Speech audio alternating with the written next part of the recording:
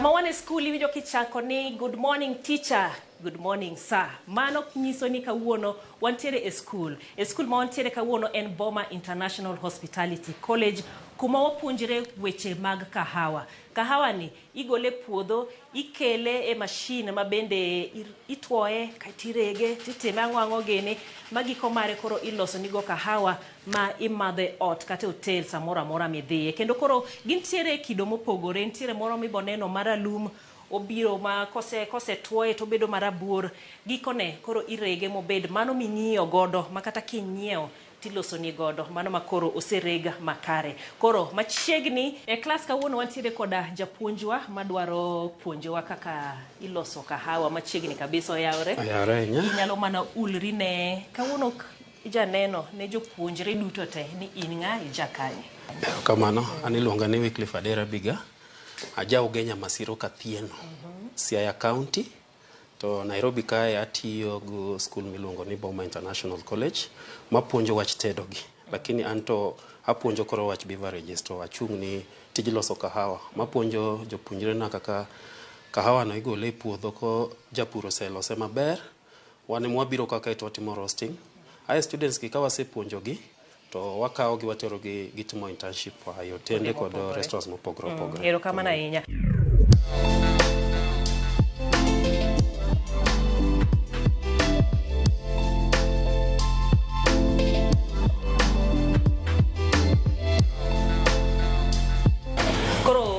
Wase puodho useyudo kahawa maru kuom japur mosetwo kendo kele mane kahawa ma untiere godo. Yes, mae kahawa ma wan godo.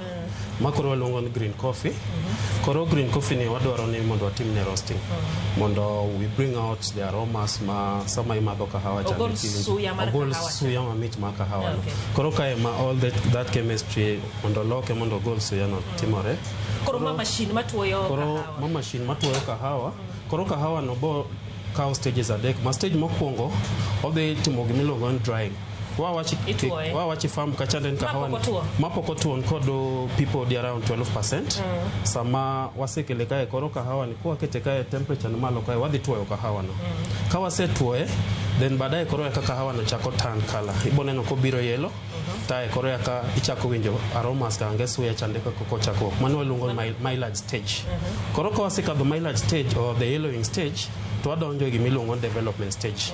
Nikech koro kwa chopo development stage koro kanyema kaka ng'at mamadho kahawa cha dware.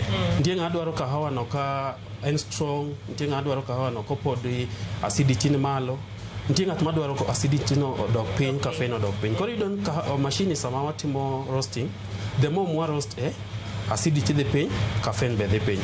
Koro wan kod roast profiles ang'wen ma waket kahawa ni ma iluongo ni hopper. Koro kahawa ni wan kod roast profiles ang'wen ma based on light roast, wan go medium roast kod dark roast. Koro kahawa madhano hero madho kabisa en medium to dark roast. Medium koro rangine chalo nade? Rangine biro is a kind of a chocolate, okorateng to ko yellow kabisa, en in between.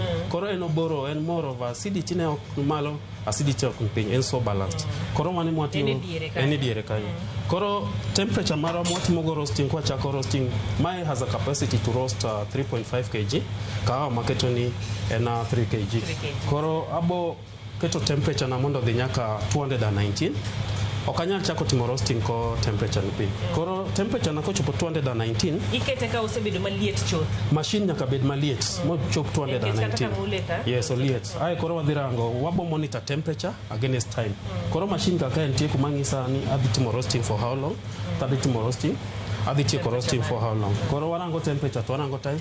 Koro chopo 219. Koro a drop the bin. Waluongo to drop the bin. Koro kirango kae tineno ka o rotate. Ingeni kata seche moko sami chielo njugu kinyal kawo njugu tiketi pan kamano tiwere koro timo roasting. Koro iboyudo ni ikaranga mondo chielre marom. Koro kaka wan kod a roasting drum o rotate. Koro samo rotate no to wabedo kod gimwaluongo even roasting ma kahawa no bedo machal. Sami gole kae ok yud ni moro obedo roasted mohingo nyawade. Nikech idhido ni koponi roasting drum yochung' matin, tedhi don bath kahawa konchiel dhi chiek, to dhi bedo kod flavor mopogore. Koro mano kelo shida matin. Koro koro kaka depend kodo the first batch kwatimo first batch roasting kao gimoro dakika 12. Lakini koro kwach endelea kwatimo roasting tidhido ni nyalo kao dakika 10 kata dakika 9 nikech koro the temperature osebedo maliet moromo.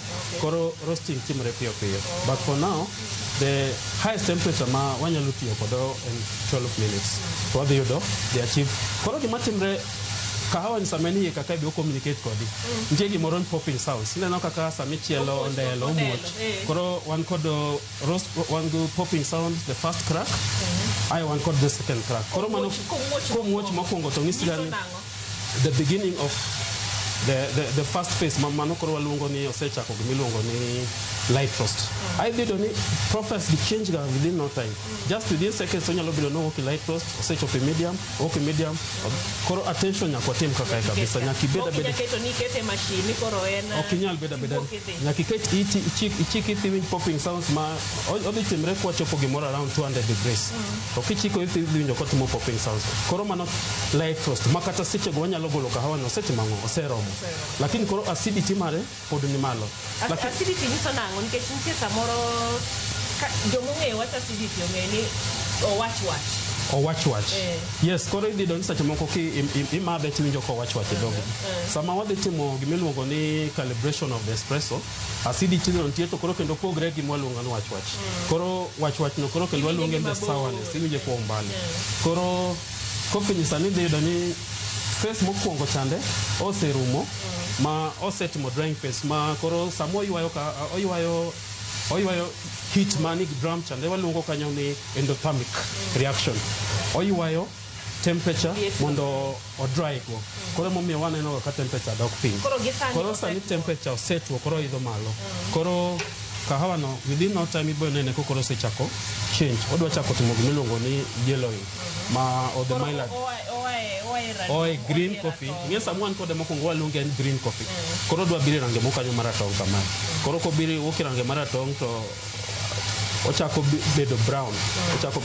Koro samo ochako bedo brown koro na obedo ko the first phase waluongo ni the light roast. Lakini light roast at 200 degrees ipo njako just some popping sounds. To en gima last for just seconds to olal. To samo lal ni ito ose change to work from light roast to biro to medium roast. So kaya attention duare kabisa nyaki balance temperature mari. Koro yudo ni sama timo drying aketo full temperature. Lakini sahi koro yudo ni temperature maru the green coffee and the surrounding or balance. Koro a reduce temperature. Yes, yudo ni kata njugu sachi moko kichiele kineno ko odhi kama chiegni chiek kama ito ipunguza la temperature. Okadwa no wang. Ochieg gi temperature moro ma balance moro man piny matin. Koro a balance temperature no matin to arango time bende madhi kakae tarango ka temperature move. Koro as much as anyalo bedo natimo gik moko maybe I'm busy but ibo yudo ni that popping sound will just alert me ni development stages sechako koro wan kodo ichako range. Koro sampling spoon be seche moko konyo kabisa and the side glass. Koro temperature wadhi malo to ang'iyo kata rangi ne be osechako change. Koro nego ati kod the sampling spoon. Koro there's breakdown of sugars kaya mondo koro can live and the sweetness chande aromas are coming out. Winjo ka koro ichako njaro. Sama ne green cha to kati moyo kinya kata ng'eni kila kitu obedo muted, the aromas obedo muted, flavors obedo muted. Gimoro timre ga ni gik ma dhano tiyo go glwati sometimes they are not perfect. Seche moko calibration nyalo wuondi ka en temperature piny to temperature ni malo kaka. Koro mae be nyalo ga konyi seche moko just to check.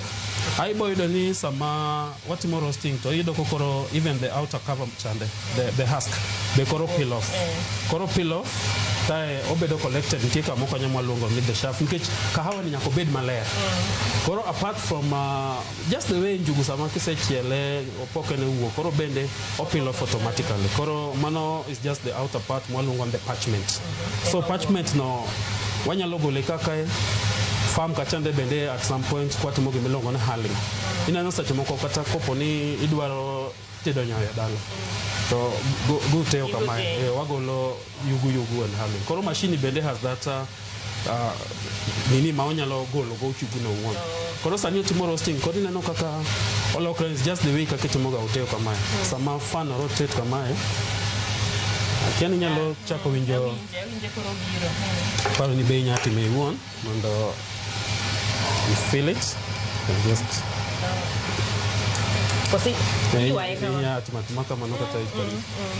you can feel the aromas are coming out.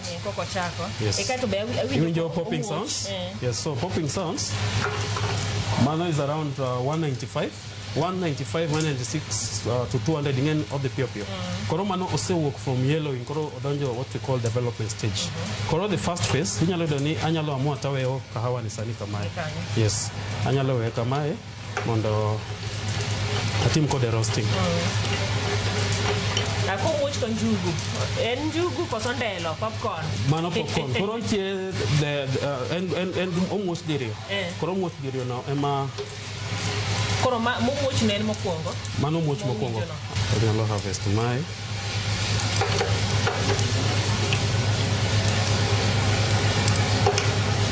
Mano aket kando. Mani golo nango? Mana golo wadwa timo sampling maro, the light roast, medium and medium to dark roast. Koro one at 215. Now, adwaro ni immediately ma atieko timo roasting. Matika cheka timo roasting kama onego bedni wachako kule. Koro gima timre onego bedna keto the fan kodo the cooling the mixture mondo chak rotates. So I press them on. Koro it is ready. Obo kwe. Koro and ready. Ochiegni. Koro asechopo the right temperature. Atimango. Asimo light. Neno kolweta koro nisona asimo kiberiti cha koro temperature cha the pin. Koro ma osimo mai makoro wayao. Koro mai mwayao. Koro mai okwatigo. En tije serumo. Koro kakae utie fan ma kelo muya mangich ma cool Koro within some time, koro inano koro tete kama udwaro mondo wabed kod even cooling. Ko bed ni part moro, obedo roasted maber, obedo cool maber, kamoro ko obedo cool maber. Then you realize ni sama wagole kaka abe no wagole tu awe kamae. Inyalo wuok idhi kama kiduka e tido koro kendo kahawa ni bedo marateng. Nikech oendelea roast. Temperatures podie koro oendelea. They don't contain roast profile flavors and aromas moko you wanted to achieve at medium to dark roast. Tayo dimo chopo dark roast. Koro ingani apart from the right flavors ni doro kahawa ni bedo smoky. Obedo band. Chako bedo mo kwa duar chande. Koro wadwa timo cooling kae. So ibedo careful bende kod nkech this ni sajimoko just to avoid accidents sajimoko. Ina no kumentie ni tikwanye mbele tae kama. Koro degine kama modogo bed mangich. Odwa bedo mangich. Alafu makoro en mosekwe. Neno ma. Mama mosekwe. Koro neno kaka. Koro bang mano kahawa ni samose gole kakae. Okwa biume. Wabo we nyaka obed odigas milongo digas nikech podo breathe kahawa no nyaka breathe for around 24 hours. Nikech sama wawe moko breathe chande ti don sama wadhi loso kahawa chande to pod mano be affect flavors. Kopo no extract imolongo na espresso ka chande dido ni espresso mo extract kod bubbles nikech podo breathe. Kahawa ni kata mae bende kose kwe kamae sama watimo ne packaging kode bag ma package chande be nyaka bed koda one way bag. Nikech kata podeni okwadwa ni yamo moro donje lakini ento wadwaro mondo breathe. Koro breathe out lakini yamo moro manyiso nango okwafunde yes okwafunde. Nikech en sama oyudo ko liet do bedo mang'eng matin to o breathe out. Lakini onge muya manyalo donjo. Koro idon kahawa no nyalo bedo kamano ko bedo packed for even 1 year. Lakini kopo ni ikete marach ma oromo kod enemies ng'en kahawa bende mana kaka dhano bende en kod enemies mage. Kopo mi subject ma oromo gi enemies na ang'wen mabe wabo wuoyegi tiyudo ni omes kata within 1 week 2 weeks iso mes kod coffee mari koro kata na flavors moko ma idwaro mondo iachieve kambi koro flavors no. Koro mae be uso ne ji. Mae koro kahawa ni kwasewuok kode kakae to watiyo kode didek. Wan kod coffee shop kae ma wauso ni students magwa kahawa to one called different hotels and restaurants mabende wauso kahawa marwa. So the same coffee ne makoro wadhi kodo i coffee lab. What train kodo baristas wa loso kahawa. Mabe utimo go puonj. Mae be watimo go puonj. Koro mae osekwe kimule. Nikech waning'eyo ma wang'eyo en Kose rege. Kose rege, lakini koro process ni duto bago ng'eny dhano kong'eyo to kahawa no luwo process mane mondo ochopi kikombe kachande. Koro mae kosekwe kamae kaka wan kod oromo, koro wan kod magnet kae. Koro kwa release to magnet ni bo mako kopo ni nyalo bedo nitie metal moro yote ma ne olwar kae ko kwang'eyo sache moko screws ng'eno twege ni ko screw moro olwar sama watimo ne cooling no magnet ni ko biro to kawo screws to mako gi kaka e mako donjo kacha tena ina gima ler ko donjo kacha tena gima ler kabisa kaka onge gima mako koro en kare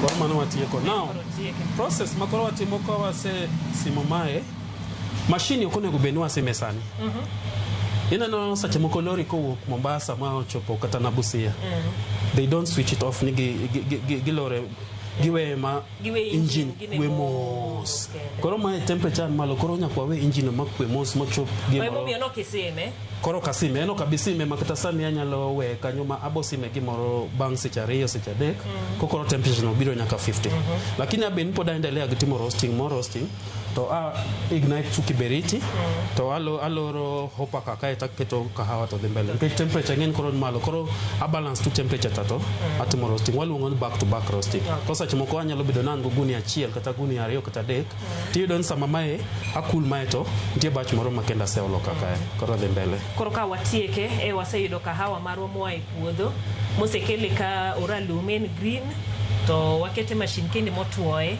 kosetuo to mane en koro watieko ka to koro wadhi mondo onego koro wadhi watim gimiluongo ni cupping mondo warang to kahawa ni ober kose ok ober kopo ni batch mokwongo ber mohingo batch mar ariyo koro wapimo batches gi duto mondo wachieve gima wadwaro chande koro wadhi kode coffee lab koro kwasedhi kode coffee lab to idon wangi kahawa maber koro wanyalo timo packaging wause wanyalo kao moko los go kahawa usi kae moko be koro wanyalo train kodo wanyalo puonjo kodo baristas wa mabange koro bodhio to tie tende mopogore kamano ing'eni ka ndalo mane japuonj wuoyo kodo to wacho ni tim chemistry na penjora ni chemistry di konya gi kanye doke wane lab chemistry ni kae machines malo coffee lab wa kae ana paro ni lab na weyo kana timo practicals mag form 4 achaka duoge duogo kae koro watieke kae ndie mondo wadhi wang'e ne to lab kuma koro wadhi pime wawinja ne to ma kahawa mamit ma makech ma machalo nade di bedo nade wadhi e lab koro ewase dhi ma wachako gi kahawa wantiere gi maralum cha wabule mobedo marabuor koro sama wabiro kendi wacho ni wadwa pimo gi ni to gichalo nade iwacho ni ntiere kaka owinjo bed ni moko mit moko kech chalo nade koro wane lab ka koro coffee lab wantie kawuono ni wadwa rango ni to kahawa mwatimo mwa roast ni mwabulo ni wadwa neno ni to mondo walos kahawa maber walosa cup waluongo ni a perfect cup of coffee chande ntie en ang'oga monego bed ni watimo koro wadwa rango ni to pimo watiyo kodo en pi maler wadwa rango ni to pimo watiyo kodo temperature na onego wati gi temperature marom nade wadwa neno ka hawa no sama watimo ne grinding kae wadwa neno no makuri rege mai koro wadwa rege ma machine marege to iyudo ko rege particles mopogre ranyiny mopogre koro wadwa neno ni to kopo mwa rege ma fine kabisa chande mawa loso kode kikombe mar kahawa no odhi bedo nade to ko watimo gimiluongo ni medium grind ma warege ma ni idiere kanyo kahawa no dhi bedo nade to kopo ma watimo gimiluongo ni coarse grind wadhi neno mano bende to dhi chalo nade mopogore gi te gigolo ndhandhu mopogore koro idhi do ni ndhandhu opogore kopo ni watiyo gi fine watiyo gi medium to watiyo kod coarse gikelo ndhandhu mopogore idhi do ni tie moro ma dhi bedo mild mayom kahawa mayom ma kata kimadho to kiwinj ni madho kahawa to nitie moro ma kimadho to bedo makech okechi dhogi koro sache moko kinyal gombo mondo endelea madho kahawa no to wadwa neno to kopo mwatime watch on the right way odhi wuok nade ai bang mano koro kahawa no kwaseyudo ni mai koko nego bed ni walose to koro wabo biro kode machine kae ma koro wabo loso kae chai mopogore kahawa mopogore kila kitu mopogore ma kanyo ma koro wabo lose gik mano kaluwore gi kaka warego kaka koro client dware to kod kaka warege aya koro inya duogo kwani mondo wachak gi rego Wang'ia ni to koro ka warego kahawa ni watimo gimiluongo ni calibration. Konya gi kikombe achiel. Wabo timo gimiluongo ni calibration. Koro wadwa timo grind didek. Koro machine nitie gimiluongo ni calibration ma wadhi timo gimiluongo ni fine calibration. To waneno ni to grind. Mano koro ni irege machalo nade? Irego machalo nade, en nyinyo machalo nade. Koro wabo rego mokwongo.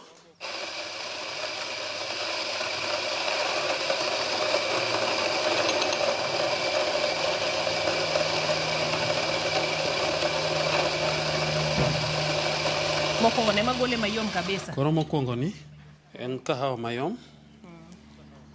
Ma mayom kabisa. Ma mayom kabisa. Koro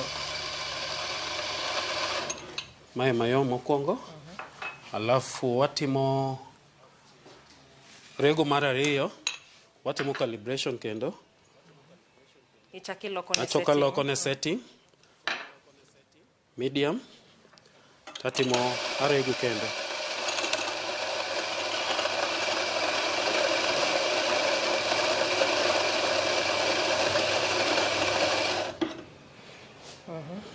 Mano koro mani diere. Ai watimo medium to coarse. Aparo ni wadwa timo 4. Koro mae moro nitie mashinde rego oduma moko miwacho ni mashine ng'ane gologa mogo mang'ak moro mogo mayom. Koro kae kuma watime wachni duto. Koro mano mar adek. Mae mar adek. Wadwa timo mar 4. Nitie mar 4. Otim mar 4 koro mogik ma koro waluongo ni coarse grind.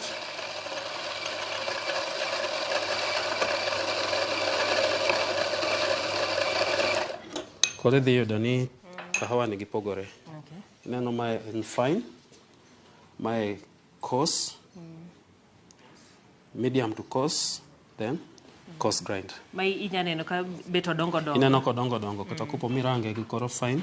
Iyudo ka gipogore. Kata kala be almost bedo mopogore matin. Koro bang' mae wadhi timo gimiluongo ni cupping. Ma wadhi neno ni to kahawa ni kopo ma waketo pi. To waketo pi kae, to waketo pi maliet kae, to waketo pi maliet kae. Kae wawe ochiek gimoro dakika 2, dakika 3. Koro waserego kahawa marwa kendo gintiere tieng' mopogore, gintiere tieng' 4. Kaka oseregi gini, koro wadwa pimo mitgi kata kechgi donge. Bano watimo nade? Koro kae gima wadwa timo mondo walos kahawa iluongo ni a perfect cup of coffee. Sama wachako wacho ni kahawa ni nyaka obed fresh ma watimo ne roasting maber.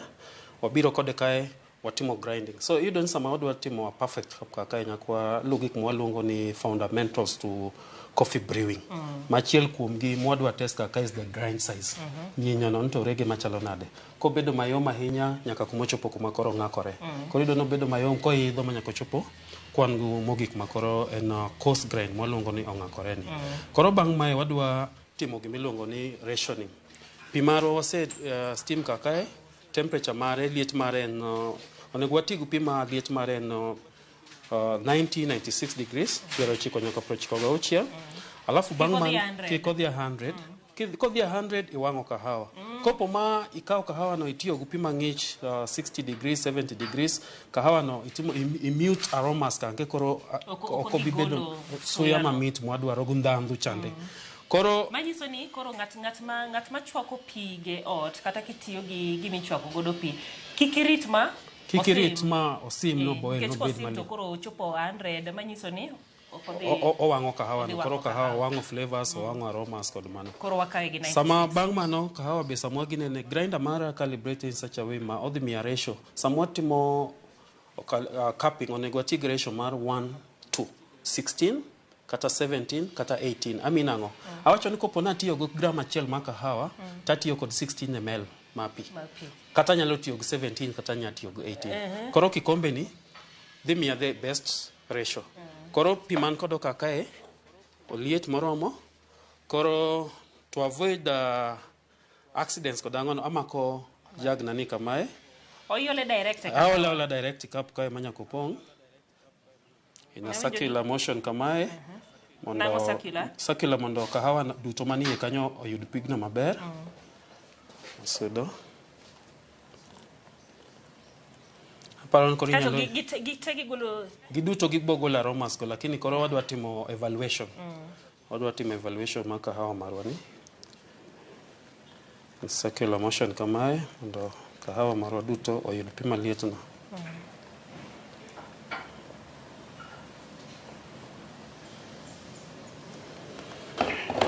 Wawe mondo brew.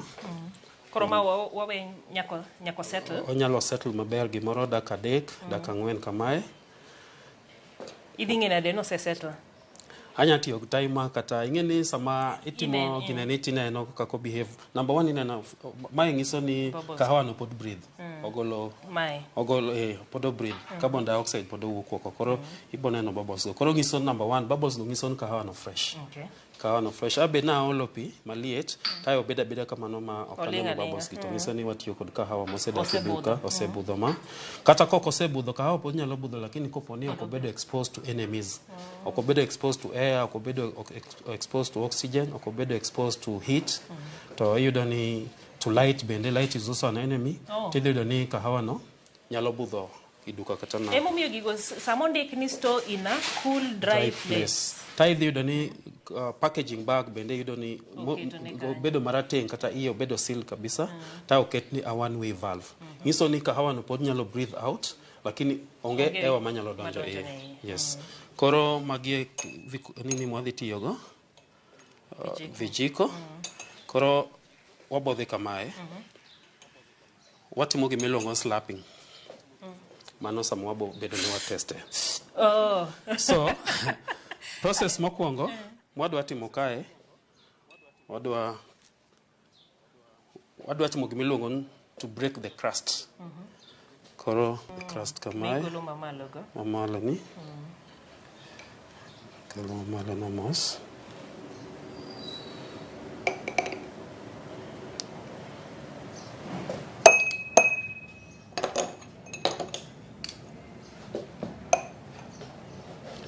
Ineno ka walk from one cup to another. Nyaka luok kikombe no, kijiko no, nikech okadwa mix flavors magigo.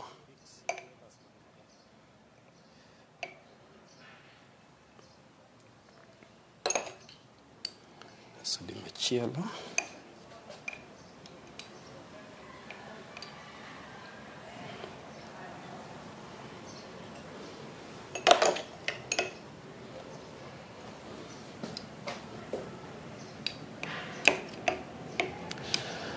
Aneno kama fine onge gimigolo malich. Onge gimigolo malich ahinya, buoyo maliel.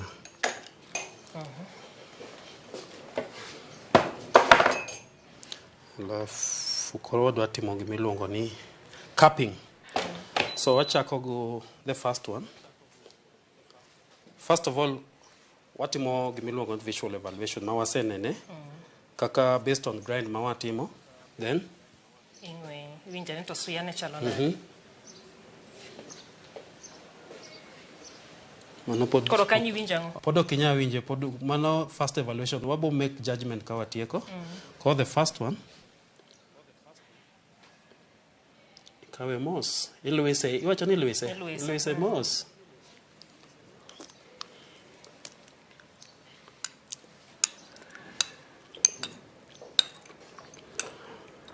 Awinji wach gima uwe kwa tieko ai akaw mar ariyo.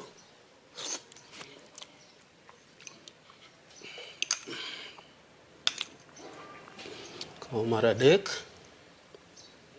Ineno ka sudo marateng ni.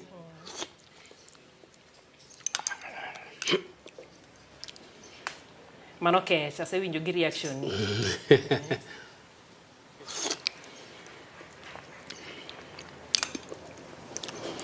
Jail benya teme. Kwa nyaka luok kijiko. Kiluok kimoro iluoko kijiko.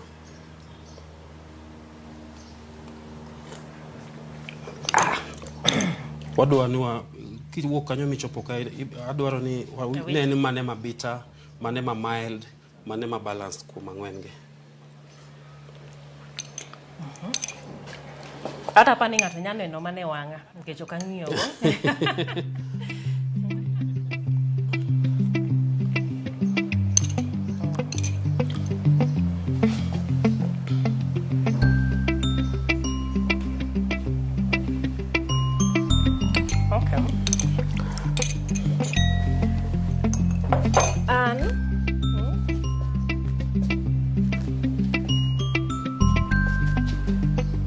Kako medo kwe kaka so kichop kechopo kae to ntie adwa timo assignment moro matin. Yes.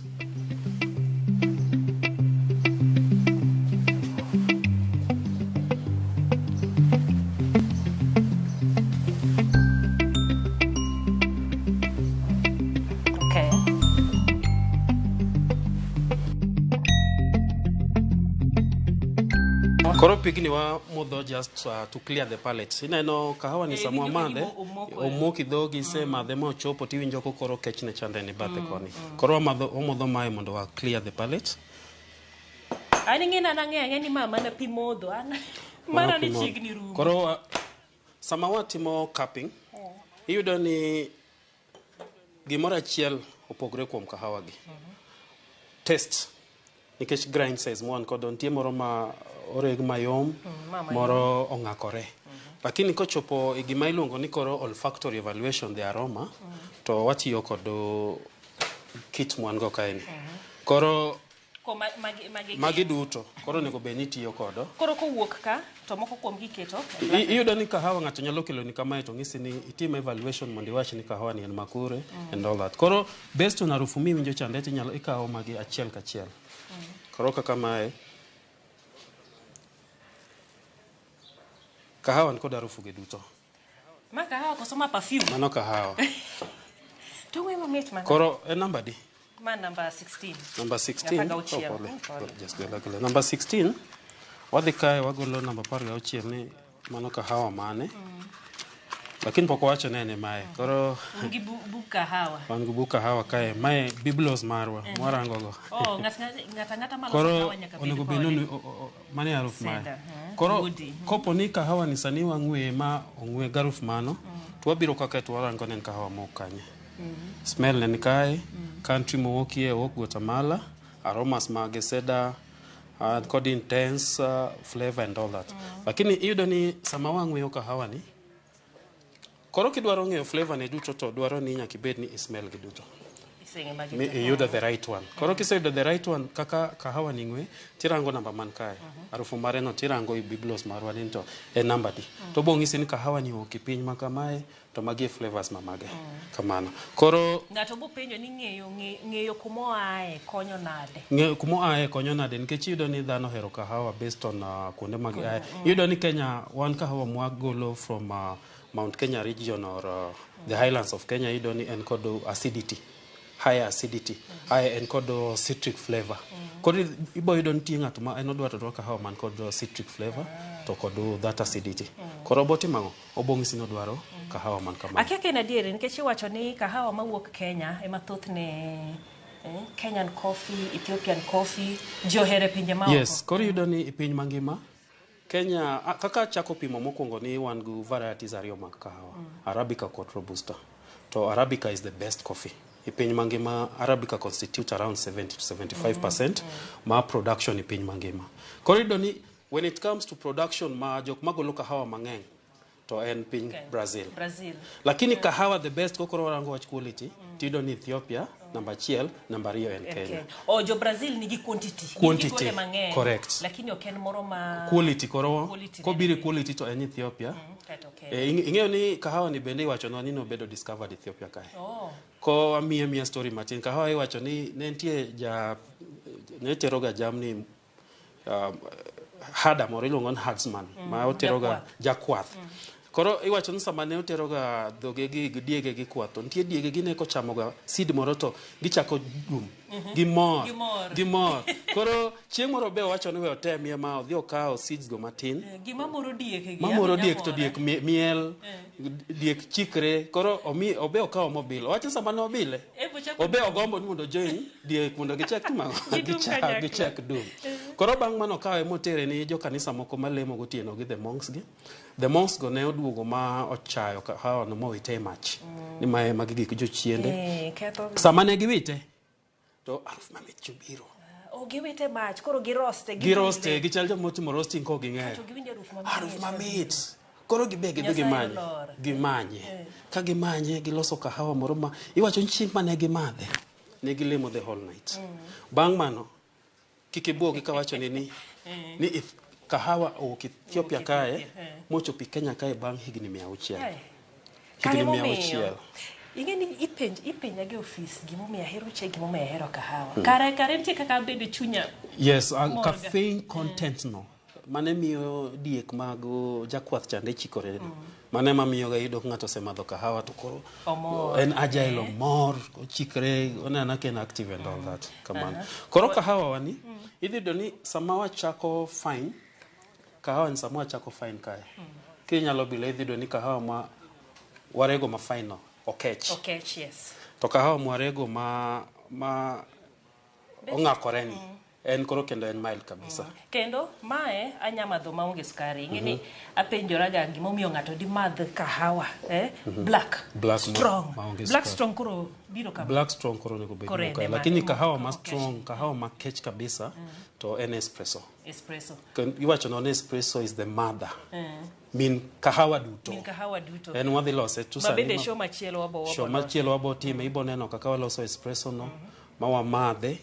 Jomoko madhe maongo sukari lakini otek ni jok moko ng'iyo kahawa. Koro ma ntie kaka bet kech. Koro ma kech to ma mild.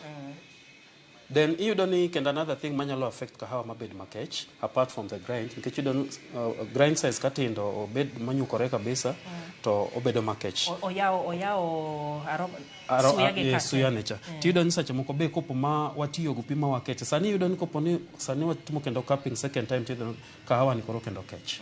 Nikech koro contact mar kahawa go pi obedo for a longer time.